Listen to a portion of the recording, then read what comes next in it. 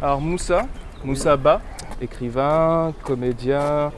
Et là aujourd'hui on est là pour parler du côté justement écrivain. Tu as écrit justement sur cette ville, sur Nice. J'ai grandi à Nice-Est, dans un quartier qui s'appelle 328. Aujourd'hui il s'appelle Impasse des Orans. Au début ça a été un peu difficile parce que j'étais pas un élève assez attentif. Tout le temps en train de réfléchir, tout le temps en train de penser, mais je savais pas pourquoi. Et j'avais ce besoin de m'exprimer. Et petit à petit, je me suis rendu compte que j'avais une passion pour l'écriture. J'ai commencé à prendre des cours de café-théâtre au Bouffe-Seine. Il y avait comme un échange avec le public et quand tu as ça en toi, c'est trop fort, quoi. Tu avais déjà l'optique d'écrire un bouquin à ce moment-là ou pas? Non, en fait, l'écriture, c'est venu du fait que j'étais intéressé par le cinéma. Je me suis dit, bon, je vais écrire des scénarios. Et quand j'étais à la fac, c'est là où vraiment j'ai vu que mon écriture était intéressante. J'avais eu 18 sur 20 sur un scénario d'un jeune néo-nazi raciste qui tombe amoureux d'une maghrébine. Pourquoi? Parce que je voulais prendre les deux extrêmes et les mettre face à face, montrer que même si on a des divergences, on peut s'aimer. C'était important pour toi justement de transmettre ça aux gens? C'est pas que c'est important, c'est la base. C'est la base. Aujourd'hui, on a perdu l'humanité. Il y a plein de problèmes dans le monde et les gens, les problèmes dans le monde, ils les ramènent chez eux. Tu vois ce que je veux dire? Ce lieu-là, c'est sur lequel on se promène, c'est toi qui l'as choisi. Pourquoi le parc Chambrun? Qu'est-ce qu'il y a de spécial? Quand c'est souvent devant, je me suis dit le jour où je vais rentrer à l'intérieur, c'est que je vais trouver l'amour.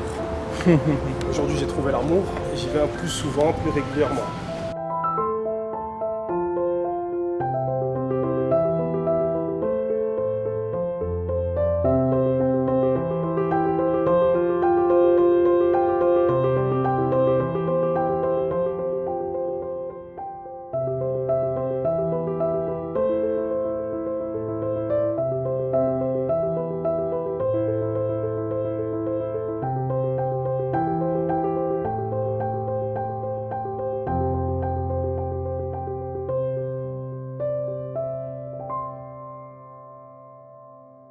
Dans mon bouquin, j'ai essayé d'être un peu le porte-parole des gens oubliés.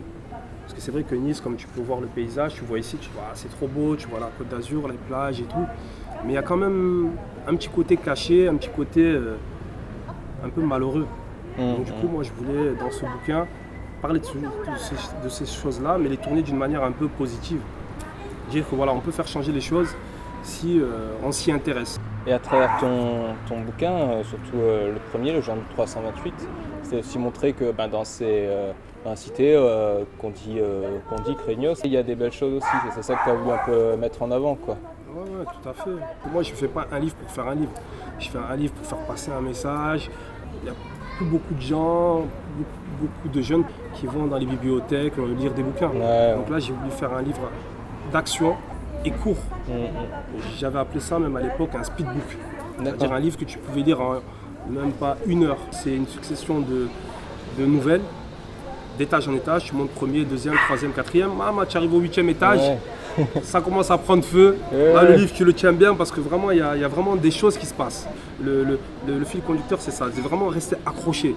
Et le deuxième, le deuxième, c'est un roman. C'est Vendredi 13, c'est encore un peu plus perso que le genre du 328.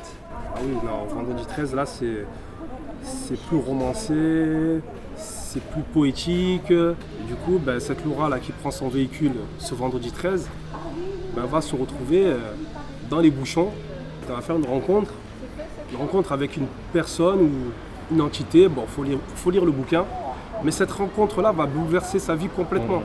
C'est montrer que l'inconnu, ça fait peur, mais que si on décide de sortir un peu de sa bulle de confort, du quartier qu'on connaît et qu'on va vers un autre quartier, on peut découvrir des choses surprenantes qui peuvent nous enrichir, quoi. C'est ça, c'est l'échange. C'est pas parce que tu es d'un endroit que voilà, tu peux pas aller dans un autre endroit déjà. Il n'y a pas de zone.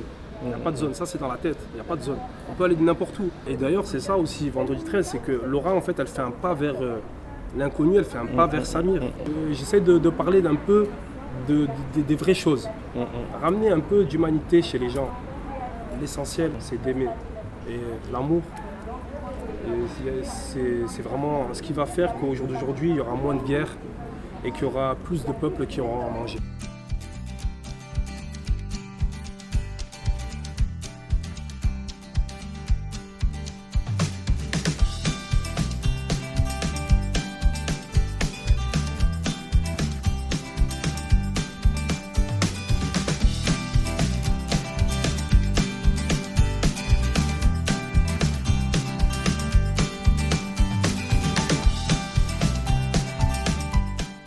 part, pour apporter de l'amour, c'est donner du temps déjà. Donner du temps. Après, je pense que ce qu'il faut, c'est se remettre en question. Et arrêter d'avoir des a priori et des préjugés. Donc déjà, ça passe par ça. Et tolérance. Tolérance, ça ne veut pas dire qu'il y a quelque chose qui me déplaît, je tolère. Donc, quand je dis je suis tolérant, c'est en fait... c'est essayer de comprendre l'autre. Je comprends l'autre, voilà. Je suis ouvert. Pour toi, l'amour, ce serait quoi, du coup, si tu devais donner une définition? L'amour, ce serait quoi? Ce serait une union de deux communautés. C'est le mariage de quelque chose de connu et de quelque chose d'inconnu. D'accord. Tu comprends? Ouais. Voilà. Okay. Moi, c'est ça. Moi, en tout cas, pour mon cas personnel, je vais vers l'inconnu. Et j'aime cet état d'esprit. Et voilà, ça c'était une belle rencontre. D'ailleurs, si vous voulez vous-même découvrir un peu l'univers de Moussa Pah, il suffit de taper sur internet son nom et vous pouvez trouver donc son livre sur internet ou alors à la Fnac de Nice pour ceux qui habitent à Nice. Je dois aussi remercier justement Télé Chez Moi, c'est grâce à eux que je peux continuer ce projet-là et vous faire découvrir justement des gens comme Moussa. Et je dois aussi remercier bien sûr le Parc Chambrun qui est un très joli parc, très mignon et que je vous conseille de découvrir. Je vais donc aller à la rencontre encore une fois de personnes méconnues, dans des lieux méconnus, mais qui mériteraient vraiment qu'on les connaisse.